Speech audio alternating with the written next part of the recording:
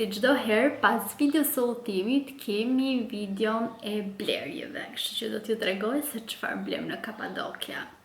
Këtë herë kemi bërë shumë pak blerje, nuk e di, çdo vite më pak blerje bëjmë, duar të marr pak gjëra.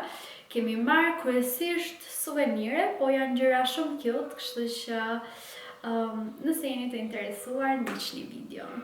Para janë këto fotot që ju thash kur bëm atë xhiron me kal, na printuan fotot dhe na i bën gati për t'i blerë. Kështu që sigurisht që ne i morëm këto sepse mendoj se janë një kujtim shumë i lezetshëm dhe për më tepër që siç e thash, ai udhëtim për mua kishte një domethënie, pasi arrita të mundja një nga ankthet e mia më të mëdha që ishte kalorimi. Pastaj morëm dhe këto suveniret e vogla, sigurisht diçka për frigoriferin.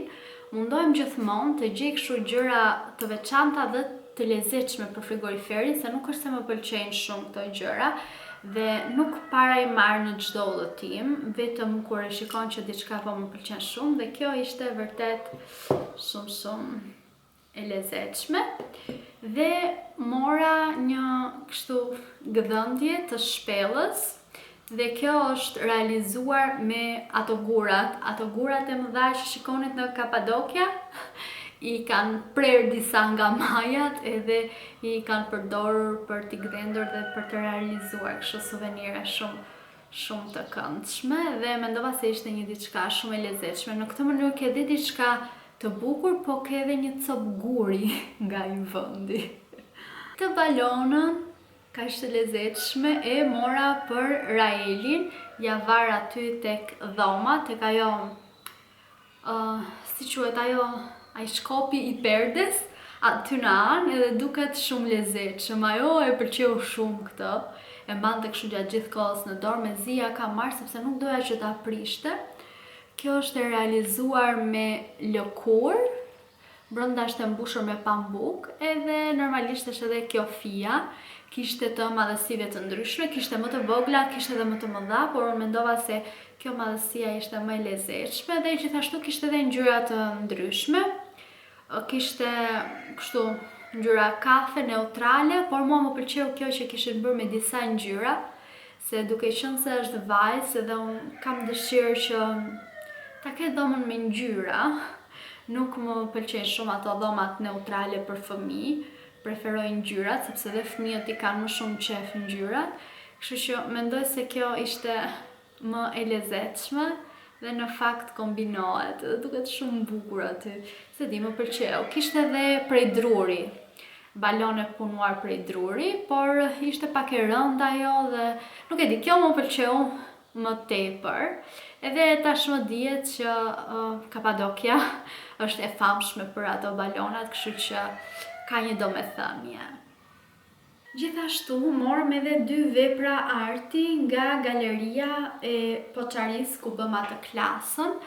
Morëm këtë kornizën, këto janë të punuara me dorë, të ngjyrosura me dorë, donin goxha orë punë dhe qetësi dhe durim, janë me vërtet vepër arti, ishin pak të shtrenjta, të themi të vërtetën, por gjithsesi na arritëm t'i merrnim edhe me ulje dhe mendoj se janë diçka e bukur dhe më pëlqejnë shumë këto dekoret e shtëpisë, kështu që thash atëherë po marr ndonjë dekor shtëpie me bojqelli për t'i kombinuar me kuzhinën, pasi lënë në kuzhinë.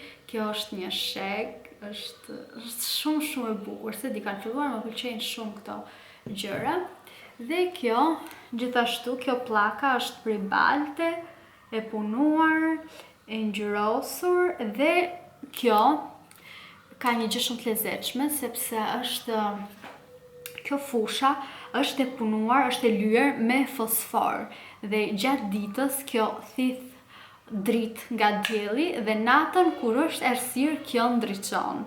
Ishte një dhomë atje plot me këto piktura dhe ata fiknin dritën edhe ishte wow, si magji, domethënë të gjitha ato pikturat, kornizat që ndriçonin, ishte shumë bukur, kështu që tha me Renin, okej, një gjë e tillë është e lezetshme dhe e veçantë, kështu që ja vlen që ta marrim dhe e morëm edhe këtë.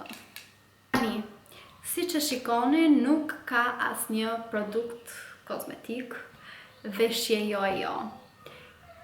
Për veshje,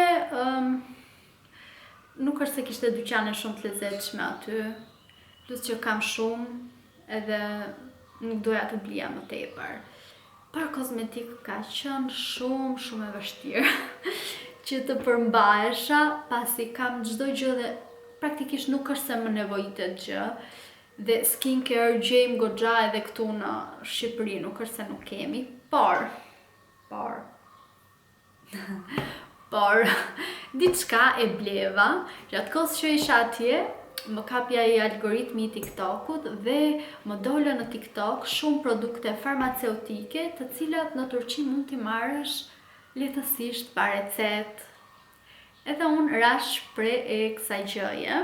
Ende nuk e kam provuar si produkt, por thoni që ishte super për hiperpigmentimin, njollat e diellit, njollat kafe dhe shenjat e akneve, që është problemi im kryesor me lëkurën aktualisht. S'kam vendosur sot make-up, vetëm krem dielli, por siç mund ta dalloni, fytyra është relativisht e pastër, nuk është se kam akne, nuk është se kam pore, tekstura është shumë e mirë, shumë smooth, por shenjat e akneve të mëparshme më kanë ngelur goxha. Shikoni këtu që bëhet.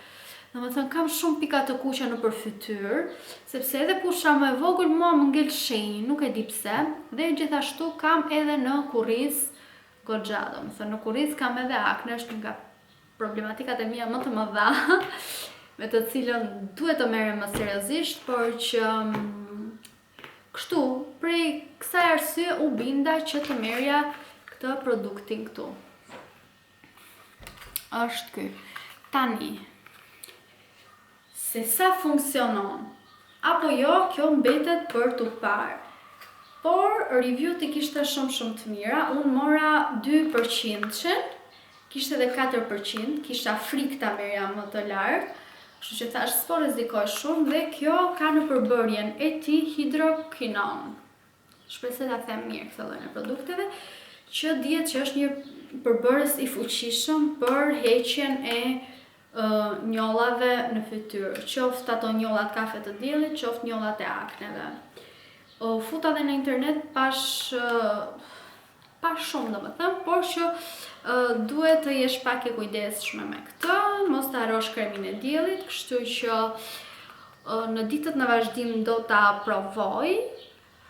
Në qoftë se doni një review për këtë, më komentoni poshtë edhe patjetër do ta kem parasysh dhe do t'ju tregoj.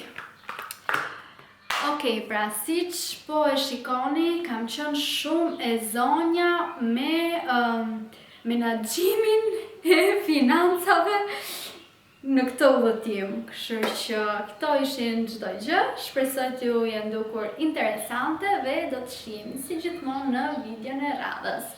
Mua.